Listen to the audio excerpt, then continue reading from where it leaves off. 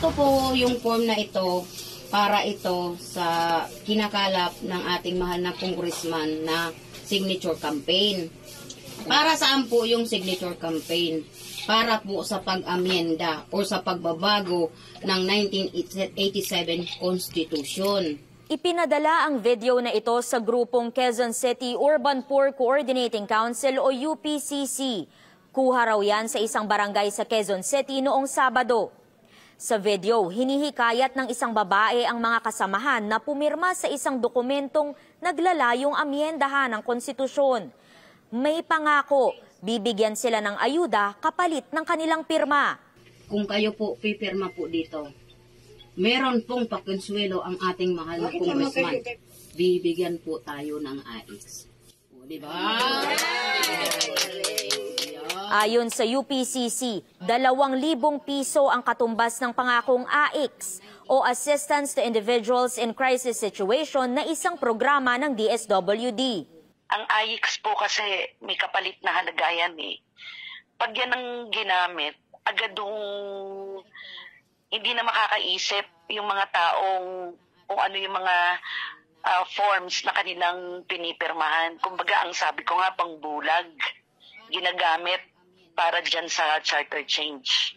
May namonitor din ganitong gawain sa iba pang barangay sa Quezon City. Mga miyembro ng iba't ibang lokal na organisasyon daw ang unang pinulong ng mga tauhan ng isang kongresista. Sinabi nga din po magiging batas na daw yung AX at sa katupad. Naguluhiman sila dun sa paliwanag na ang pinirmahan nyo hindi yan sa AX kundi dun sa charter change. Ganun po. At yung iba nga po, gusto nilang bawiin yung pirma. Direktang pangloloko po yung kanilang ginagawa. Ang pagpirma sa kumakalat na petisyon katumbas ng pagpayag na baguhin ang konstitusyon sa pamamagitan ng joint voting ng Senado at Kamara. Mariin yang tinututulan ng mga senador dahil matatalo sila sa botohan laban sa mahigit 300 kongresista. Ayon kay Senador Win Gatchalian, may nagsasagawa na rin ng ganitong signature campaign sa Valenzuela.